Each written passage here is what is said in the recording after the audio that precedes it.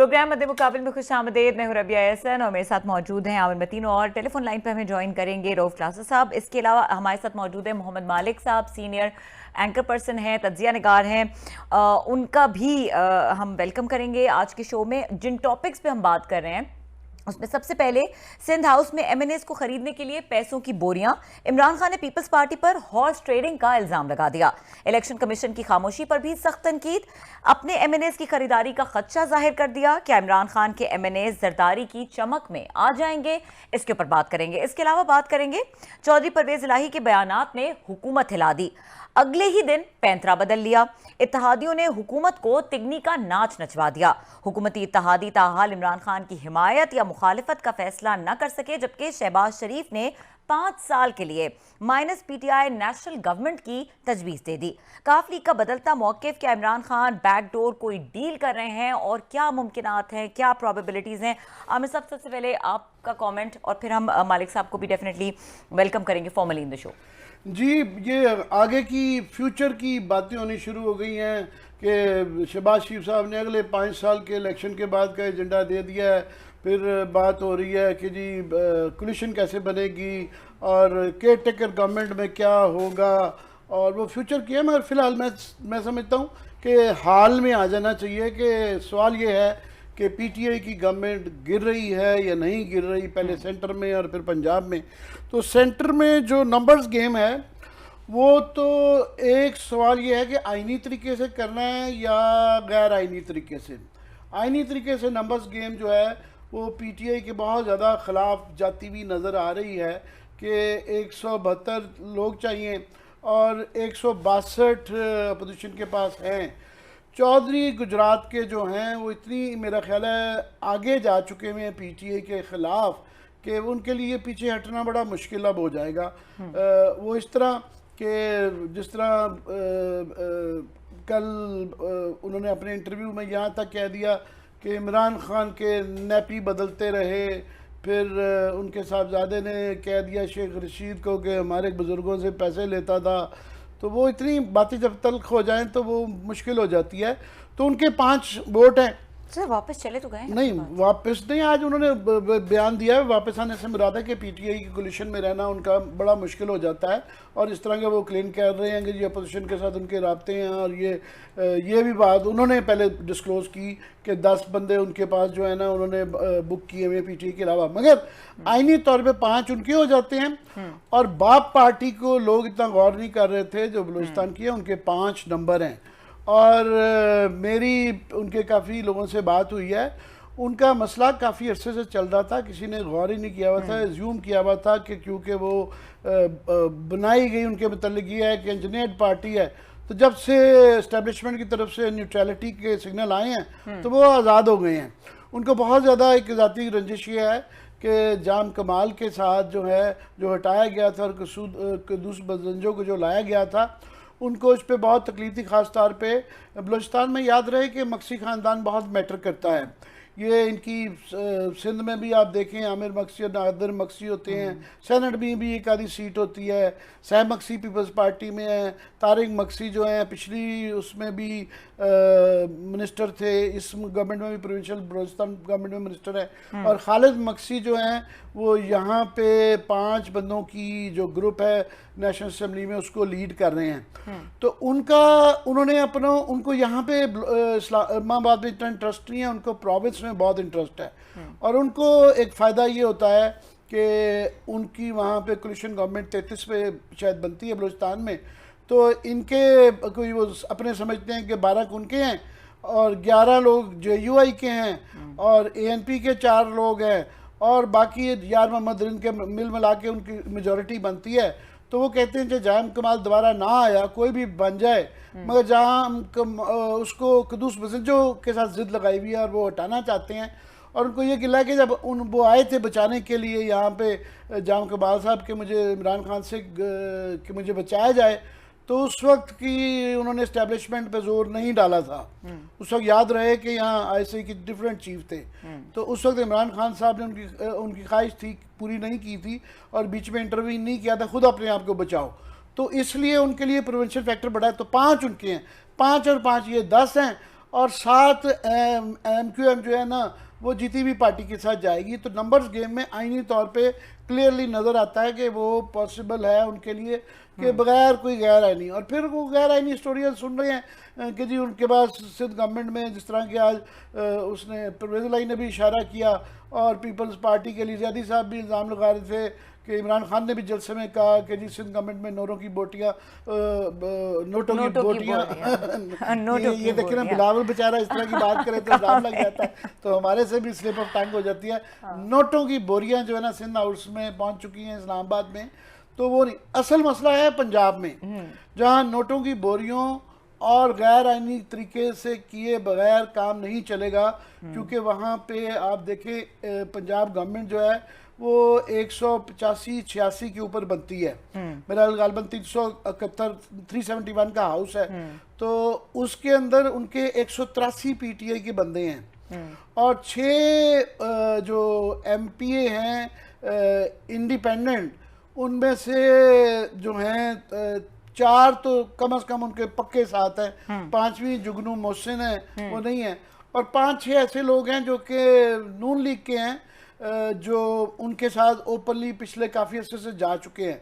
तो आईनी तौर पे भी वो बचते हैं, और अगर ये वहाँ से जहांगीर ग्रुप तोड़ा गया तो ये गन पड़ेगा, तो फिर पैसे जो है ना वो स्टेबल गवर्नमेंट कहीं भी नहीं रहेगी। अगर ये गैर आईनी तरीके से किया गया, एक तो ये अखलाकी तौर पे बहुत बुरी हो जाएगी, दूसरा सियासी तौर पे वो मुस्तहकम गवर्नमेंट नहीं होगी, क्योंकि पैसे जो है वो हर पार्टी के पास ATMs हैं, हर एक पार्टी पैसे खर्चती है और इसे लगाना भी चाह रही है। और सिर्फ ये पंजाब और इस्लामाबाद की बात नहीं रह जाती है, इसके अंदर फिर वो भी सेनेट के अंदर मेजॉरिटी का भी वो भी चेयरमैन भी तब्दील होगा। उसके बाद जो है आज़ाद कश्मीर गवर्नमेंट के अंदर भी इस तरह की गेम तैयार हुई हुई है, फिर जो बलूचिस्तान की गवर्नमेंट की भी है, तो एक ओवरऑल एक क्राइसिस सा बन जाता है, और ये गवर्नमेंट जो है ना फिर उसके बाद रिजोल्यूशन की तरफ जाती हुई नजर आ रही है। मेरा मालिक साहब हमारे साथ मौजूद है, और क्लास साहब भी हमें ज्वाइन कर चुके हैं। अस्सलाम वालेकुम क्लास साहब। मेरा क्लास साहब के पास कोई खबर है, और मालिक साहब इजाजत दें तो क्लास साहब आज हमें ज्वाइन नहीं कर सके,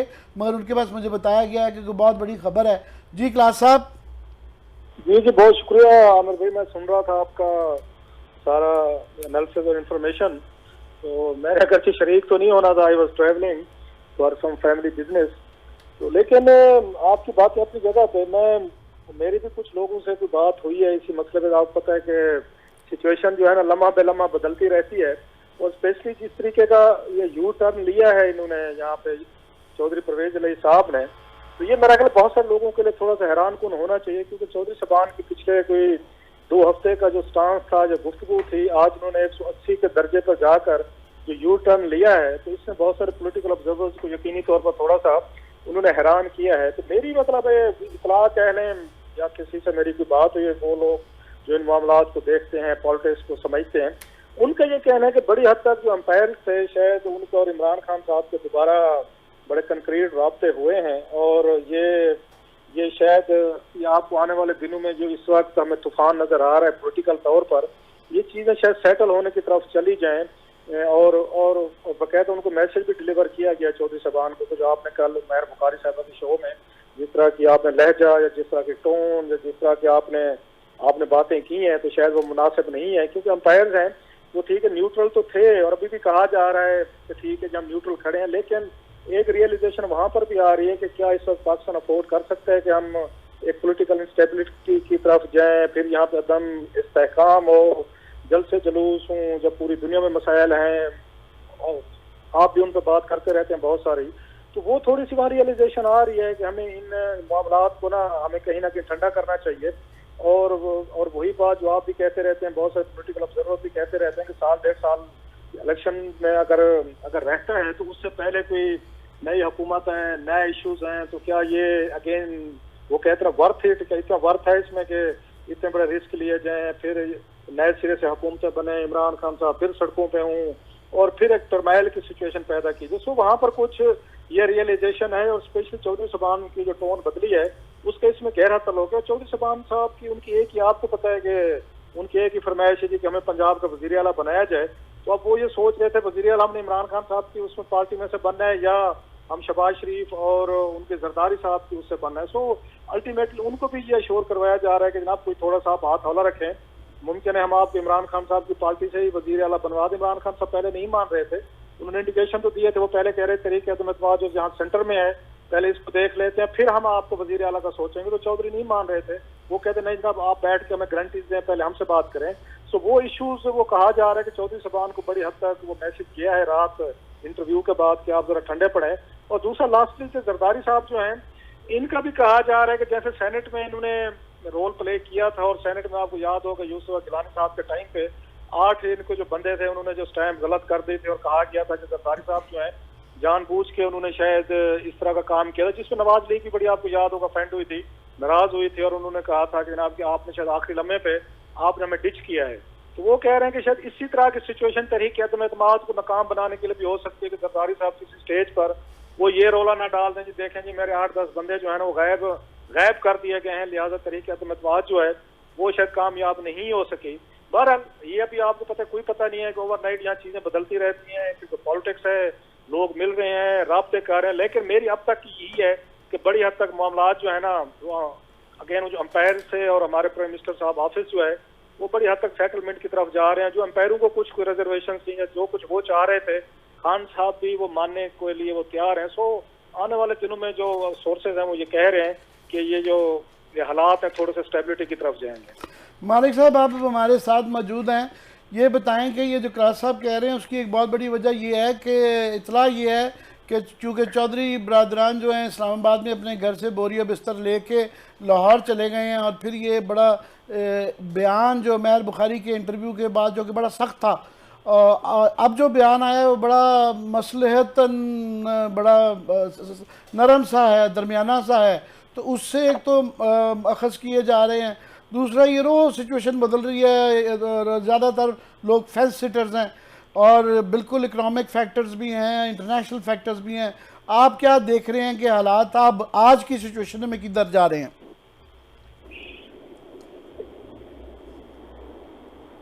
मालिक साहब आपको आवाज़ आ रही है? आप हमारे साथ हैं? मेरा मालिक साहब से रब्ता करने की कोशिश करते हैं। वो मैं समझता हूँ एक तो जो बिल्कुल उनकी जो दरमियाना चौधरियों की तो खैर वो आएगा, पर चौधरियों के लिए बहुत चीज़ें सोचने की हैं। एक तो ये है कि उनके पास ऑलरेडी आप देखें 5 ये जो कहा जा रहा है कि उनके पास सिर्फ 5 MNA हैं और वो भी मांगे के हैं। उनमें से कम जो 3 MNA हैं वो PTI अगर उनके खिलाफ कैंडिडेट ना खड़ा करती तो वो नहीं जीतती थी। गुजरात में भी बड़ी मुश्किल से शायद एक आधी सीट ये जीतते। तो वो मांगे तांगे के 5 MNA हैं और 10 MP हैं, वो भी आधे से ज़्यादा मांगे तांगे के हैं। उसके बावजूद आधी कैबिनेट तकरीबन और पार्लियामेंट्री सेक्रेटरी उनके हैं, 2-3 यूसुफ नसीम कोकर साहब जैसे फॉर एग्जांपल उनके कहने में चीफ सेक्रेटरी लगते हैं। सर मालिक साहब लाइन पे मालिक साहब लाइन पे हैं। मालिक साहब आपको मेरी आवाज़ आ रही है और आपको पिछला सवाल सुनने को मिला था या मैं दोबारा रिपीट करूँ?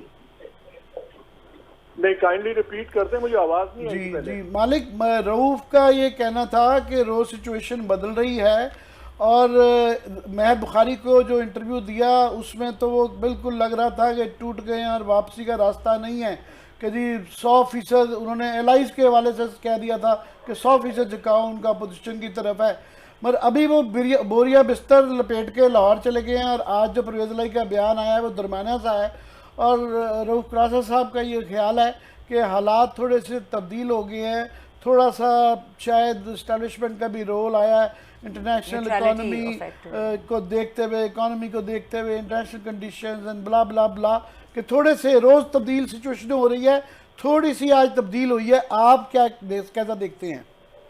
नहीं सिचुएशन तो बिल्कुल तब्दील हो रही है, लेकिन आमिर इसमें ज्यादा जो उनका थोड़ा सा स्टेप बैक हुआ ना, इसमें ज्यादा एलाइज का गुस्सा है। बिकॉज ये कुछ चीजें इन्होंने तय की हुई थी कि हम मिल के जॉइंटली कुछ चीजें अनाउंस करेंगे, वो एलाइज का थोड़ा सा रिएक्शन आया बाकी लोगों का कि इवन जरदारी साहब एंड अदर्स मेरी इत्तला के मुताबिक कि इन लोग आपने थोड़ी सी गन जंप द गन, जिससे दूसरे लोग थोड़े से नाला हुए हैं। लेकिन मैं आपको इतना शेयर कर सकता हूँ, आज या शायद कल मेरा ख्याल है कि शायद तारिक बशीर चीमा साहब की मीडिया से बात करते हुए थोड़ा सा इसकी वापस 2 स्टेप्स फॉरवर्ड अगेन जाएगी बात। सो मुझे अभी तो ये टू स्टेप्स फॉरवर्ड को जरा एक्सप्लेन कर दें आम आदमी के लिए। दोबारा जरा हार्ड लाइन, जो जिस तरह कल इन्होंने हार्ड लाइन ली थी परवेज लाई साहब ने, मेरी इत्तला ये है कि शायद आज ही मीडिया से भी बात करें, किसी भी चैनल से, या हो सकता है कल तक, और ये दोबारा थोड़ा सा टेम्परेचर ऊपर जाएगा। लेकिन इस वक्त जौन सा बैक स्टेप हुआ है, this is more because of जो उनके दूसरे पार्टनर्स हैं उनकी नाराजगी आई है, मोर देन एनी एस्टैब्लिशमेंट या किसी का रोल जिसको हम समझ रहे हैं। मालिक, एक तो ये सिचुएशन है, एस्टैब्लिशमेंट का रोल और नंबर्स ये है, पर हर पार्टी अपने एंगल से जो पॉलिटिकल अपने फ़ायदे दिख रही है। तो MQM का फॉर एग्ज़ाम्पल जो है मौजूदा सेटअप के अंदर स्टेक बड़ा कम है कि वो कराची के अंदर भी जो है ना, उनके लिए कराची सबसे इम्पॉर्टेंट है और वो चंद सीटों तक महदूद होके रह गए हैं। तो वो शायद देखते हैं कि अगर नेक्स्ट लेट्स से कि इलेक्शन हो जाता है, असम्बलियाँ डिज़ोल्व हो जाती हैं, तो पता नहीं सिंध की होती है या नहीं होती, मगर शायद उनको ज़्यादा स्टेक मिल जाए बल्दियाती इलेक्शन के अंदर, जो है उनको बेहतर एम्पावर्ड किस्म की जो है लोकल बॉडीज़ मिल जाएं और शायद सीटें सूरत हाल बेहतर ही हो जाए। तो मगर चौधरीयों का जो है, क्लास साहब आप भी मुझे बिल्कुल इसमें ज्वाइन कर सकते हैं अगर लाइन पे हैं, तो चौधरीयों के जो फैक्टर्स हैं, ये हॉट एंड कोल्ड, कभी गर्म हो जाना, सर्द हो जाना, ये हमेशा से रविश रही है। मगर अभी मालिक साहब को आप सुन रहे होंगे, मालिक साहब कह रहे हैं कि ये हॉट एंड कोल्ड इनका आखिरी दब तक चलता रहेगा, आज ठंडे हुए हैं, कल दोबारा गर्म हो जाएंगे चीमा साहब के थ्रू। और आमिर, कैन आई आंसर? जी जी जी। MQM के ऊपर एक चीज देखिए, देखिए MQM, जब आज मैं बिलावल भुट्टो साहब का इंटरव्यू कर रहा था, प्रोग्राम में भी उन्होंने बात की, लेकिन प्रोग्राम से वैसे जब हम बैठे हुए थे तो मैंने MQM में काफी लंबी बात की। तो उन्होंने कहा कि यार हमारे वहाँ पे ये लसानी जो से डिफरेंसेस हैं बहुत ज्यादा डेवलप हो रहे हैं, बहुत ज्यादा MQM ने उसको कार्ड को भी उठा दिया हुआ है, तो हमने वो चीजें अब नॉर्मलाइज करनी है और अल्टीमेटली हमें और MQM को कोएग्जिस्ट करना होगा। और मेरी एक डिलिबरेट पॉलिसी है कि MQM को एंगेज करे रिगार्डलेस कि ये वोट होता है नहीं होता, क्या इसका रिजल्ट होता है। और उससे भी ज्यादा इंपॉर्टेंट बात देखिए, अल्टीमेटली MQM की सारी सीटें उठाई किसने है कराची में? PTI ने उठाई। पीपल्स पार्टी से सीटें जिन्होंने जीती थी, MQM की सीटें PTI ने जीती हुई हैं, तो उनका वो भी अल्टीमेट अलायंस PTI से चल नहीं सकता। अब आगे इलेक्शन आना है, सब कुछ होना है, तो they have to win their seats back from PTI। इसलिए वो अपनी चीजें काफी ज्यादा उनकी हो गई हुई हैं। अब मेरी इत्तला के मुताबिक MQM इनसे एक रिटर्न मुआहदा चाह रही है।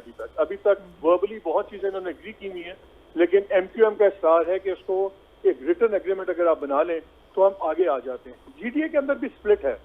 जो फहमीदा मिर्जा हैं, फहमीदा मिर्जा और उनके मियाँ, वो पीपल्स पार्टी का और इनका अलायंस नहीं चाहते GDA का, बिकॉज आपको पता है उनकी जुल्फकार मिर्जा का, फहमीदा का बहुत ज्यादा बैड ब्लड है विद आसिफ जरदारी। तो ये जो दो सीट्स हैं, एक खातून की रिजर्व सीट है, वो पीरों की है। अभी आज की मेरी इत्तला है कि दोबारा ये एक बातचीत शुरू कर रही है पीपल्स पार्टी विद GDA, और जो फहमीदा मिर्जा ने स्टेटमेंट दी है उस दिन, और कि हम इमरान खान को सपोर्ट कर रहे हैं, that is not a final statement.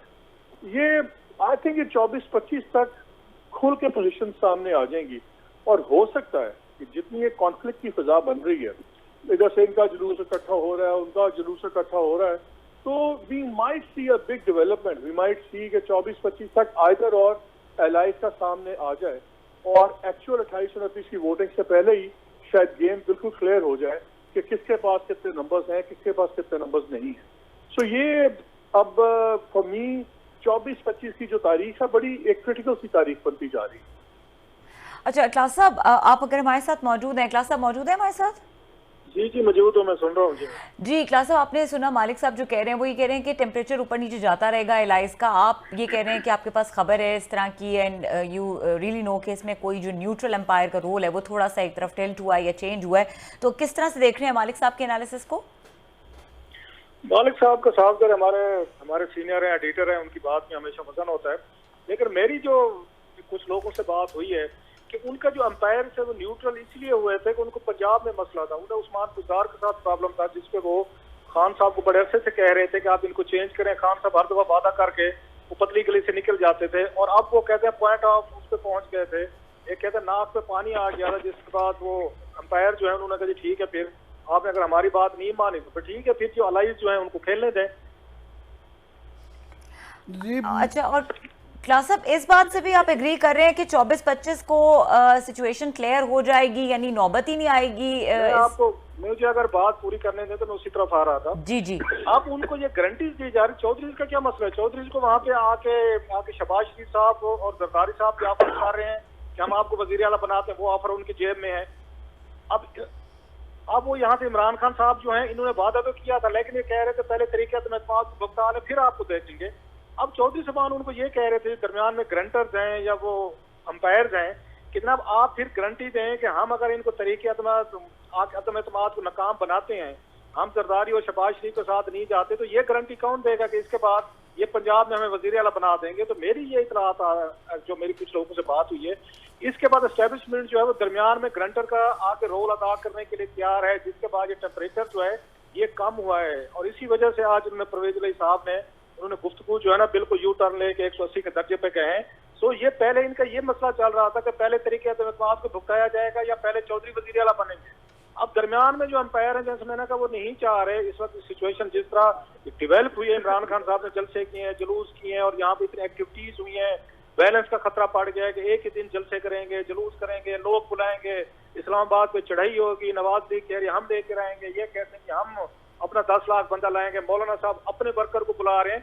So establishment ये समझ रही है कि हालात जो है किसी डेंजरस एस्केलेशन की तरफ जा रहे हैं, और हमें बैठ के इस मामले को फिलहाल जो है वो उसको सेटल करना है। सेटलमेंट उनके जहन में यही आ रही है कि जो अरेंजमेंट्स इस वक्त चल रहे हैं उनको चलने दिया जाए। मेन प्रॉब्लम पंजाब का था, अभी भी वही है कि पंजाब में जो है वो रिप्लेसमेंट की जाए, और सेंटर को एज सच जो मामला चला रहे इमरान खान साहब इनको चलाने दिया जाए। ये अब तक की सिचुएशन, कल को क्या होगा वी नेवर नो। कि पॉलिटिक्स में जैसे कहते हैं 1 घंटा 1 मिनट 1 दिन ही काफी होता है चीजें बदलने के लिए। ठीक है आमिर साहब, अगर आप इजाजत दें तो ब्रेक के लिए कहा जा रहा है, ब्रेक के बाद आए और तो फिर आपके बड़ी मजेदार कुछ मैं भी शेयर करना चाहूंगा। जी आमिर साहब शेयर करेंगे ब्रेक के बाद। आप देखते रहिए हमारा प्रोग्राम।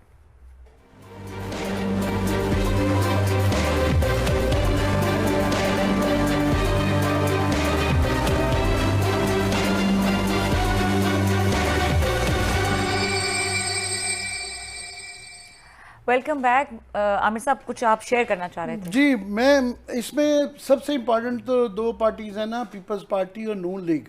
उनकी गेम बड़ी क्लियर है। शहबाज शरीफ का आप हामिद मीर से इंटरव्यू सुन रहे होंगे, वो अगले 5 साल की बात कर रहे हैं कि इलेक्शन के बाद जो 5 साल हो गए नेशनल गवर्नमेंट होगी, और वो उनके मुताबिक लीडर ये कह चुके हैं कि हमने 2-3 महीने के बाद जो है ना असम्बलियाँ डिज़ोल्व कर देनी है। ये साद रफीक भी कह चुके हैं, तारड़ भी कह चुके हैं, सभी लोग कह चुके हैं। और वो क्या बहाना तो ये कर रहे हैं कि जी इलेक्शन के हमने रूल्स ही बना के तोड़ देंगे, इलेक्शन का चक्कर नहीं है।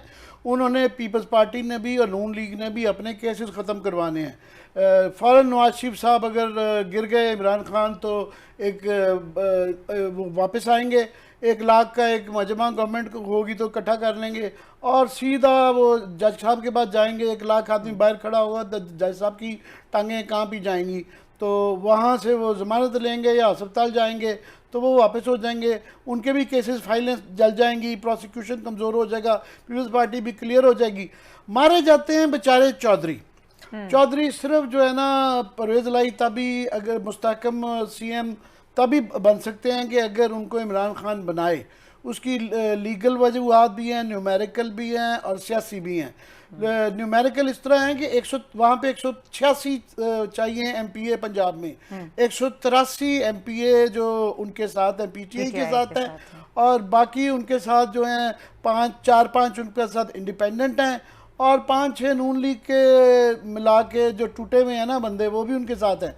मगर ये सिर्फ उस सूरत में बन सकते हैं कि अगर पीटीआई के जहांगीर ग्रुप का या ख़रीदे हुए लोगों के साथ पीटीआई के तोड़ के लाएं तो बन सकते हैं। उससे ये होगा कि जब नून लीग अपनी गवर्नमेंट तोड़ेगी समना यहाँ पे तो वो बड़ी आराम से परवेज़ लाई के नीचे से भी एक टांग खींचेंगे और वो गवर्नमेंट गिर जाएगी।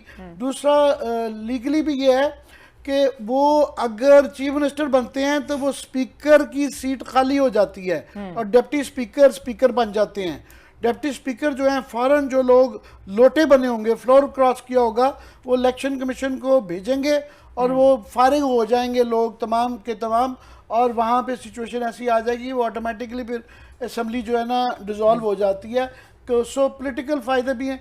तो चौधरी बजाय वो घर के भी नहीं रहेंगे और घाट के भी नहीं रहेंगे, बीच में फंस जाएंगे, क्योंकि ना उनको पीटीआई अगली दफ़ा उन पर कोई एतबार करेगी और नून लीग का तो बुग़्ज़ है ही है। तो वो मेरा ख्याल है उनकी ये जो 5-6 सीटें हैं, तो इसलिए उनके लिए सोचने की ज़रूरत है। ये जो क्लास साहब कह रहे हैं उसके पीछे सियासी आर्गुमेंट है। अगर मालिक साहब हमारे साथ हैं जी बिल्कुल साथ तो मौजूद मालिक हैं। साहब ये तो लोकल फैक्टर आ जाता है, इस पर भी आप जो ओपिनियन देना चाहें। दूसरा, एक इकोनॉमी का बहुत बड़ा इशू है कि इस वक्त भी आपको पता है, मेरे से ज़्यादा वो इकोनॉमी समझते हैं कि 20 अरब रुपए की करंट अकाउंट, 20 अरब डॉलर का करंट डेफिसिट हो गया है। और ये जो पेट्रोल की कीमत इंटरनेशनली जो है जिस तरह जा रही है, इन्होंने जो कंसेशन दी हुई है वो बिल भी बहुत बढ़ता जा रहा है। 8% पे बताया जा रहा है कि हमारा जो फिजिकल डेफिसिट भी चला जाएगा। इंटरेस्ट रेट भी जो है यहाँ पे रखना बड़ा मुश्किल है।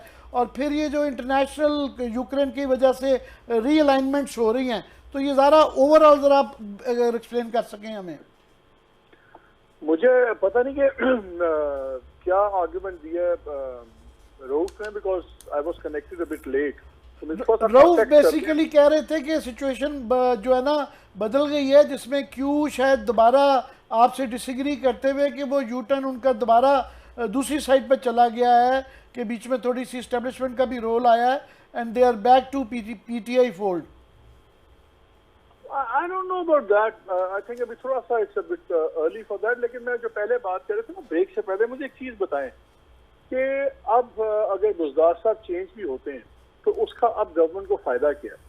टू बी वेरी ऑनेस्ट, जो डैमेज होना था उनका हो गया, जो पॉलिटिकल मैनेजमेंट होनी थी वो उसमें भी फेल हो गए। उन्होंने ना एलाइज के अंदर भी बंदे अपने पकड़े, ना अपने बंदों को संभाल सके।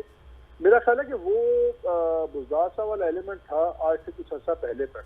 अब it's a bit too late for that. अब उनके चेंज होने से सवाई ये इंप्रेशन जाएगा कि इमरान खान ने बहुत बुरी तरह कॉम्प्रोमाइज हो गए हैं, तो उसका मेरा नहीं ख्याल कि ग्राउंड पे कोई इतना ज्यादा इनको अब फायदा होगा। लेट्स से अगर आज आप चेंज कर देते हैं तो क्या होगा।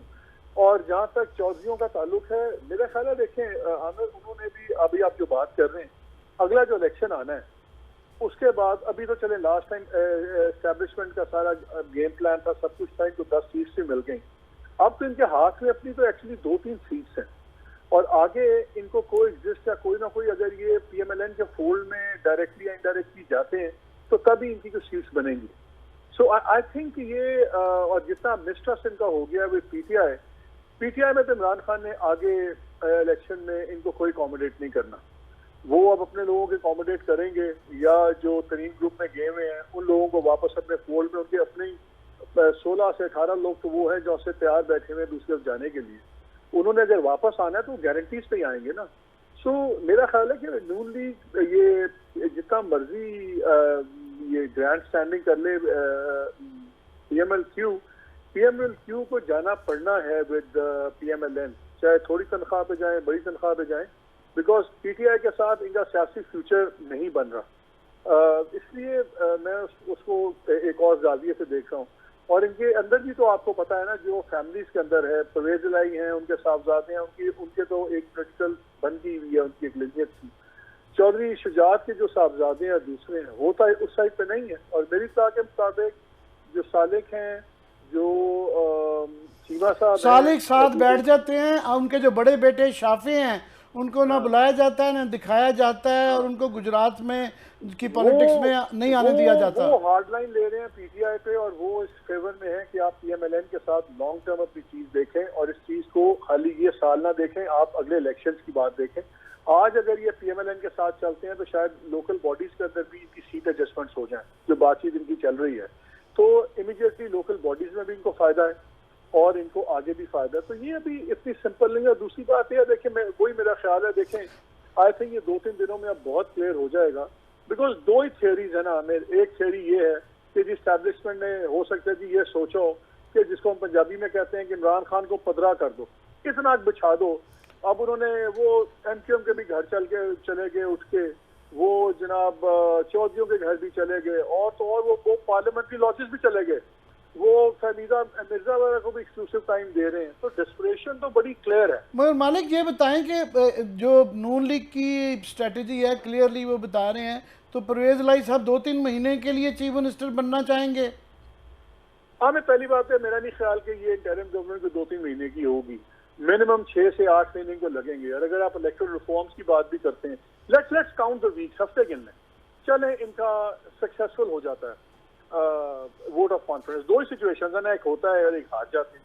पहले अज्यूम कर लेते हैं कि जीत गया वोट ऑफ कॉन्फिडेंस में, ऑपोजिशन में गवर्नमेंट गिरा दी, अब नई गवर्नमेंट बननी, पोर्टफोलियो बटने, पंजाब का चीफ मिनिस्टर की चीजें सेटल होनी, कैबिनेट्स में किस तरह शेयरिंग होगी, वो होगी, बाकी बंदर बांट होगी, स्पीकर नेशनल असेंबली का कौन होगा, पंजाब का कौन होगा, सारी चीजें आपकी सेटल होनी है ना, गवर्नर्स कौन लगेंगे। तो आपके 7-8 हफ्ते तो इसी में निकल जाने। अच्छा, 7-8 हफ्ते निकल जाएंगे, उसके बाद इलेक्टोरल रिफॉर्म से आप आ जाएं, फिर बजट का टाइम आ जाएगा। बजट भी इसमें मालिक, इसमें सिर्फ मैं लास्टली कह दूं, एक्स फैक्टर ये है कि सारे इदारों में, असम्बलियों में, सेनेट में, प्रोविंशियल असम्बलियों में, गवर्नर्स में तब्दीलियां हो रही होंगी, मगर इसमें कि आप अज्यूम करेंगे इमरान खान चुप करके घर जाके जो है जमान पार्क में बैठ जाएंगे, वो सड़कों पे होंगे, वो सड़कों पे होंगे, तो इकोनॉमी बिल्कुल जो है ये टैंक कर जाएगी मजीद। आमिर, इकोनॉमी तो सर टैंक की हुई है। देखें, जो आज ऑपोजिशन भी तो 3 साल से सड़कों पे है ना, क्या कर लिया इन्होंने? वो गवर्नमेंट ने तो काम करना ही करना है। चले इमरान खान सड़कों पे आ जाएंगे, मैं कहता हूँ 2 शहर भी बंद कर लेंगे, लेकिन पहले जब इमरान खान आए थे सड़कों पे, पहले जब इमरान खान ने धरना दिया था, तो आपको पता है एस्टैब्लिशमेंट की पूरी सपोर्ट थी, मीडिया के ऊपर भी पूरा प्रेशर था एस्टैब्लिशमेंट का कि किस तरह उसको ग्रांड करना है, किस तरह बनाना है। अब उल्टी गंगा बहेगी। अगर एस्टैब्लिशमेंट साइड पे है तो मीडिया पे ये प्रेशर नहीं होगा कि इमरान खान को बड़ा करके दिखाए, मीडिया पे प्रेशर होगा इमरान खान को काटें, सड़कों पे भी नहीं होगा। और जब प्रोविंशियल या फेडरल गवर्नमेंट भी हॉस्टाइल होगी तो डिफरेंट है।